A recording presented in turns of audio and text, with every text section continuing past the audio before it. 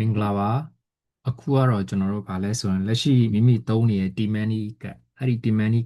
ကထဲမှာဒီ K-Pass ဆိုတဲ့ဟာမျိုးကျွန်တော်စီးရင်သွင်းတဲ့နည်းလမ်းပေါ့ဗျာအဲ့ဒီဟာနဲ့ပတ်သက်ပြီးတော့ကျွန်တော်တက်နိုင်တဲ့လောက်အလွယ်ဆုံးနည်းနဲ့ရှင်းပြပေးပါမယ်တော့များသောအားဖြင့်တော့ကျွန်တော် T-Money ကတ်သုံးကြတာများပါတယ် T-Money ကတ်သုံးထားတဲ့လူတော်တော်များဆိုလို့ရှိရင်တော့ဖြစ်နိုင်မယ်ဆိုရင်ဒီလိုမျိုးကျွန်တော်တို့အခုဒီမှာပေါ်နေတဲ့ဒီ K-Pass K-Pass ထားမှတိုင်း mobile T-Money ဆိုတဲ့ဟာမျိုးပေါ့ဖုန်းထဲမှာပေါ့လေဖုန်းထဲမှာဒီ software ရှိတယ်ဒီ software ကိုအရင်ဆုံးထောင်းပါ down ပြီးပြီဆိုတာနဲ့ကျွန်တော်တို့ဒီအဲ့ဒီ application နဲ့ဝင်လိုက်တာနဲ့ဒီလိုမျိုးစာမျက်နှာပေါ်လာမယ်ဒီလိုမျိုးစာမျက်နှာပေါ်လာပြီဆိုတာနဲ့ကျွန်တော်တို့ဘာစလုပ်တင်လဲဆိုလို့ရှိရင်အရင်ဆုံးခဏလေးနော်ဘာစလုပ်တင်လဲဟိုခဏလေး okay ဟုတ်ပြီဒီအတန်လေး၃တန်းပေါ့နော်ဒီအတန်လေး၃တန်းကိုအရင်ဆုံးနှိပ်မယ်ပြီးပြီဆိုတာနဲ့ကျွန်တော်တို့ကနောက်တစ်ခွက်ကိုသွားမယ်ဆိုလို့ရှိရင်ဒီလိုမျိုးကြီးပေါ်လာတာပေါ့နော်ဒီလိုမျိုးကြီးပေါ်လာလို့ရှိရင်ကျွန်တော်တို့ကဒီမှာ K-Pass ဆိုတာလေးရှိတယ် K-Pass ဆိုတာလေးဒီနေရာလေးမှာကျွန်တော်ကစီးရင်သွင်းရမှာဖြစ်တဲ့အတွက်ကြောင့်မလို့အရင်ဆုံးကျွန်တော်တို့ကဒီမှာ K-Pass Card Quality ဆိုတာရှိတယ်အဲ့ဒီကောင်လေးကိုတစ်ချက်နှိပ်လိုက်နော်နှိပ်လိုက်ပြီဆိုလို့ရှိရင်ကျွန်တော်တို့ဟုတ်ကဲ့နှိပ်လိုက်ပြီဆိုလို့ရှိရင်နောက်တစ်မျက်နှာပေါ်လာလိမ့်မယ်ခဏလေးဒီနောက်ဆက်မျက်နှာတစ်ခုပေါ်လာမယ်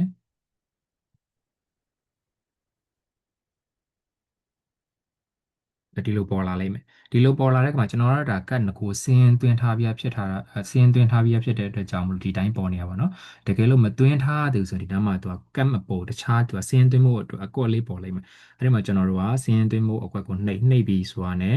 မိမိရဲ့ demand နီးမှာသူကကနန်းနေရှိရမလားအဲ့မှာကိန်းကနန်းနေလေအဲ့ကိန်းကနန်းနေရှိတဲ့ဟာကိုဖြည့်လိုက်ပြီးတော့သူတို့အစင်တိုင်းသွားလိုက်မယ်ဆိုရင်ဒီထဲမှာစင်းသွင်းပြီးဖြစ်သွားလိမ့်မယ်သူကကက်ကပါလဲဆိုရင်3လ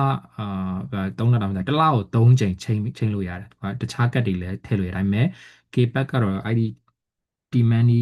mobile T-Money မှာတော့ကတ်တစ်ခုပဲထည့်ထားလို့ရတယ်။ဒါကြောင့်သူကဒီအောက်မှာလည်းပြပေးထားတယ်ကိုကကတ်တွေချိန်နေတယ်ဆိုလို့ရှိရင်လည်းချိန်လို့ရအောင်လက်ရှိသုံးနေတဲ့ကတ်ကိုဖြတ်ပြီးတော့ကတ်အသစ်ပြောင်းပေါ့အဲ့လိုလေဒီနောက်မှာသူက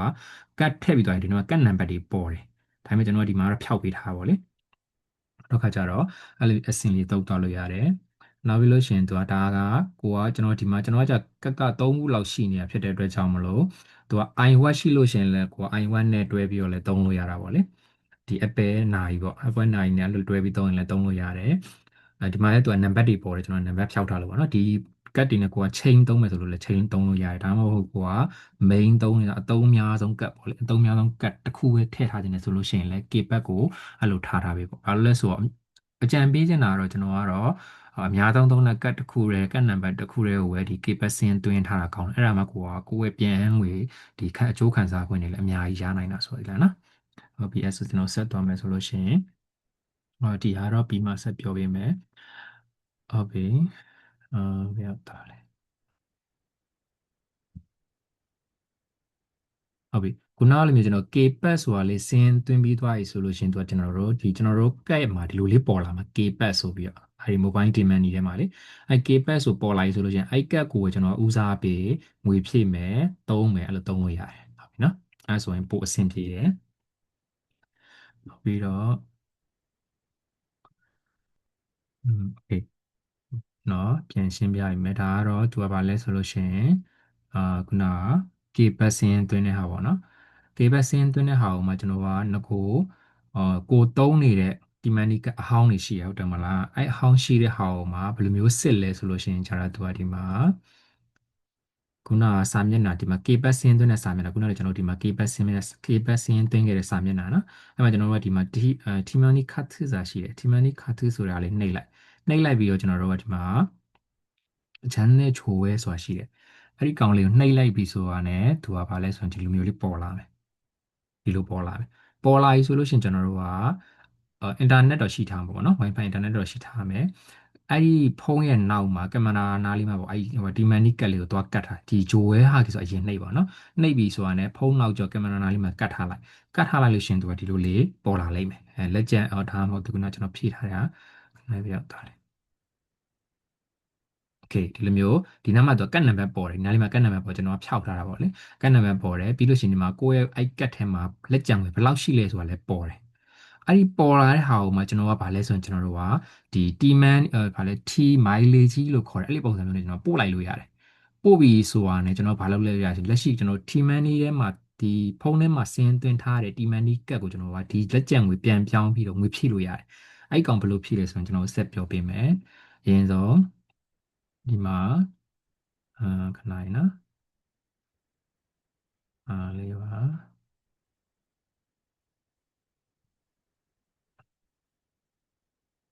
ါဖြည့်ဟာကနိုင်ရောက်တာโอเคအဲ့မှာကျွန်တော်တို့ကဘာလဲဆိုရင်ခုနလေးကကျွန်တော်တို့ကဒီမှ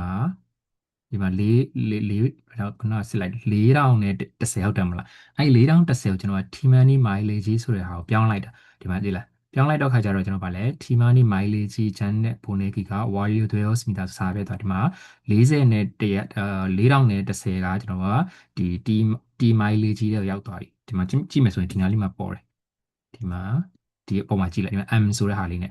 အဲ့ကောင်ကဘာသင်္ကေတလဲဆိုကျွန်တော်တို့ကဒီ T mileage ဆိုတဲ့သင်္ကေတကိုပြောချင်တာပေါ့လေအဲ့မှာ4010ဒီမှာဝင်နေပြီအဲ့ဝင်နေတဲ့ဟာမှာကျွန်တော်ငွေဖြည့်သုံးချင်တာဖြစ်တဲ့အတွက်ကြောင့်မို့ဒီမှာဒီကတ်ရဲ့အောက်မှာ KPass လို့စင်းသွင်းထားတဲ့အဲ့ဒီရင်စည်းကတ်ရဲ့အောက်မှာ3ခုရှိတယ်ဒီ3ခုရှိတာမှာဒီချွန်းချွန်းလို့ခေါ်တဲ့ငွေဖြည့်ရတာပေါ့လေအဲ့ဒီဟာလေးကိုတစ်ချက်နှိပ်မယ်နှိပ်ပြီးသွားပြီဆိုလို့ချင်းသူကဒီမှာငွေဖြည့်လို့ရတဲ့ပမာဏ T mileage ကဘယ်လောက်ရှိလဲဆိုတော့ဒီမှာပေါ်တယ်ခုနကကျွန်တော်တို့ငကိုကတ်အဟောင်းနေရပေါ့လေဂျင်းစီကတ်အဟောင်းနေရ4010ရှိနေတာဒီမှာပေါ်နေတယ်အဲ့ကောင်ကျွန်တော်ကဂျွန်းနဲ့ဆိုင်အောင်အကုန်လုံးအသုံးပြုမယ်လို့ပြောချင်တာပေါ့လေအဲ့လိုနှိပ်လိုက်ပြီဆိုရင်ဒီမှာသွားပေါ်မှာအဲ့ပေါ်တဲ့ဟာကိုဒီမှာပေါ်လာတယ်ပေါ်တဲ့ဟာကိုကျွန်တော်ကဗာလဲငွေဖြည့်မှာဖြစ်တဲ့နေရာမှာဒီကောင်လေးချွန်းချွန်းဆိုတာနှိပ်လိုက်ပြီဆိုတာနဲ့ဒီမှာကျွန်တော်ငွေဖြည့်ပြီးဖြစ်သွားတယ်နော်အဲ့လိုမျိုးဖြစ်တယ်အဲအကြောင်းလို့ကျွန်တော်တို့ကဗာလဲဆိုလို့ရှိရင်ငကိုကသုံးနေတဲ့တီမန်နီကအဟောင်းရှိလို့ရှိရင်အဲ့ဒီအဟောင်းကိုအရင်ဆုံးဒီမှာဂျိုးရဲ့ဟာကိနှိပ်မယ်ပြီးရင်ဖုန်းရဲ့ကင်မရာနားလေးကင်မရာရှိတဲ့နားမှာအဲ့ဂျင်စီကတ်လေးကိုသွားကတ်လိုက်လို့ရှိရင်ဒီထဲမှာငွေပမာဏပေါ်တာပေါ့နော်ဒီလိုမျိုးလေးပေါ်လာအဲ့ဒီကောင်မှကျွန်တော်တို့ကဒီဘယ်ရောက်သွားလဲခုနက T mileage ဆိုတဲ့ okay ဒီပုံစံမျိုးတရားကိုနှိပ်လိုက်ဒီမှာပေါ်နေတဲ့လက်ကျန်ကိုဒီ T mileage လို့ဖုန်းထဲကြီးဆိုတာနှိပ်လိုက်တာနဲ့သူကဒီလိုလေးဘယ်ရောက်သွားလဲရှေ့ကိုပြောမယ် okay ခဏ okay နှိပ်လိုက်တာနဲ့သူကဘာလဲဒီဘက်ကိုရောက်သွားပါပြီဆိုတော့ဒီမျိုးစပေါ်လာတယ်ပြီးရင်မှာ parking နှိပ်ပြီးတော့ဒီမှာပေါ်နေပြီပေါ်နေဆိုတာကျွန်တော်ချွန်းဆိုတာနှိပ်မယ်နှိပ်ပြီးဆိုတာဒီမှာလက်ကျန်ငွေအကုန်လုံးကိုဖြည့်မယ်ဆိုတာနှိပ်လိုက်ဒါလေးနှိပ်လိုက်ပါတော့ဒါလေးနှိပ်ပြီးသွားပြီဆိုတာနဲ့တခါဒီအဆင့်ရောက်တော့ဒီမှာပေါ်သွားဆိုဒီမှာဟောက်ကချွန်းဆိုတာနှိပ်လိုက်မယ်ငွေဖြည့်ခြင်းပေါ့နော်ပြီးပြီဆိုတာနဲ့ဒီမှာသူကတခါတည်းငွေဖြည့်ပြီးသားဖြစ်သွားဒါကကျွန်တော်ဖြည့်လိုက်တဲ့ငွေပမာဏဒါလက်ကျန်ငွေပမာဏပေါ့လေအဲ့လိုမျိုးပြီးလို့ရှိရင်ကျွန်တော်တို့ကကိုယ့်ရဲ့တစ်လအသုံးအကြိမ်ကြီးပြီးလို့ရှိရင်သုံးထားတဲ့ငွေပမာဏအတိအကျသူကအကုန်လုံးဝင်တယ်ဘယ်မှာဝင်လဲဆိုရင်ကျွန်တော်ဒီမှာဟောမှာပါလဲခါခါအောက်တော့မှာသူက KPass ဆိုပြီးကျွန်တော်ခေါင်းကြီးတို့ KPass ဆိုပြီးတော့เนาะဒီ KPass ဆိုသူကအဲ့ကနေပဲဝင်ပြီးကျွန်တော်နာမည်အပြည့်စုံနဲ့ပြီးရင်6လပိုင်းမှာပြန်ရမယ့်ငွေက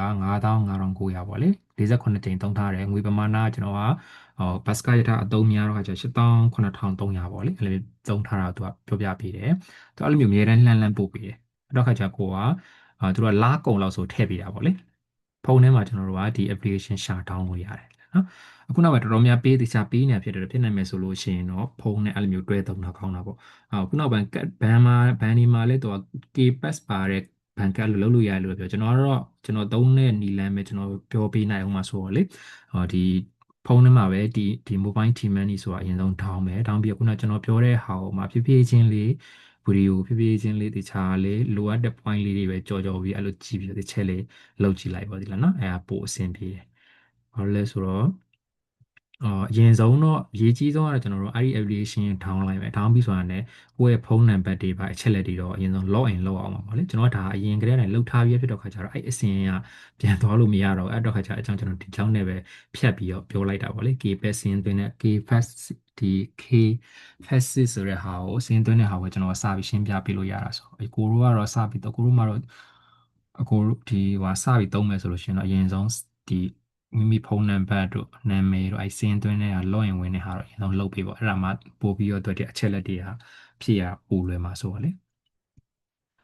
KPass ကိုတော့မဖြစ်မနေအစင်းသွင်းပြီးသုံးတာကောင်းပါတယ်။ဘာလို့လဲဆိုတော့တကယ်ပြန်ပေးနေပါကျွန်တော်ဆိုလို့ရှိရင်အခုဒီမှာ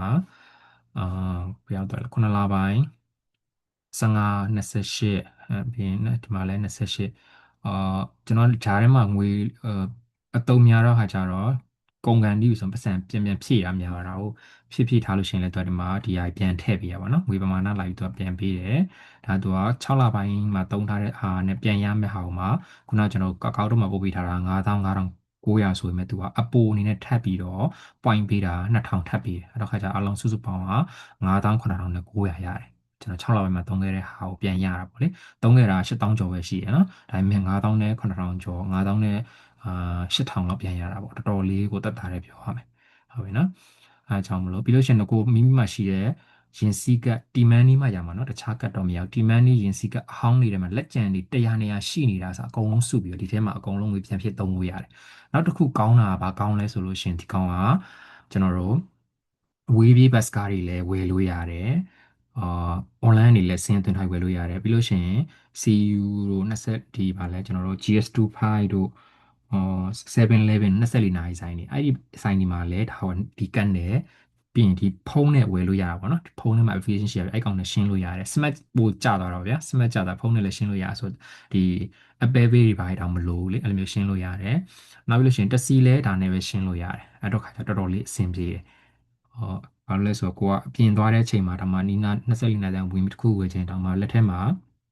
ဘဏ်ကတ်မပါလာခင်ဒီကောင်နဲ့အသုံးပြုလို့ရတယ်နောက်ပြီးကောင်းတာကသူတို့ပြန်ပေးတဲ့ဒီ point တွေကိုလည်းငွေသားအဖြစ်ကျွန်တော်တို့ကဒီလိုမျိုးပြန်ဖြည့်ပြီးတော့ဒီလိုမျိုးသုံးလို့ရဖြစ်တဲ့အတွက်အကောင့်တိုင်းပဲဟိုအပြင်ငွေသားကိုတော့တီးတိုင်ရပြန်ထုတ်လို့မရဘူးပေါ့လေဒီထဲမှာနေပဲလဲပတ်ပြီးပြန်သုံးလို့ရတာပေါ့ဒါကြောင့်ကျွန်တော်ကတော့ဖြစ်နိုင်မယ်ဆိုအန်ဒီနဲ့အမြန်ကိုယ်ရင်စီကတ်ကိုအသုံးများဒီလက်မက်ဗာလဲဘတ်စကားရထားကိုအသုံးများတဲ့သူဆိုလို့ရှိရင်တော့ဖြည့်ထားတာကောင်းပဲဟုတ်ပြီနော်ဟုတ်ပါပြီအဲဆိုရင်အားလုံးပဲတတ်တာပါအဆင်ပြေကြပါစေ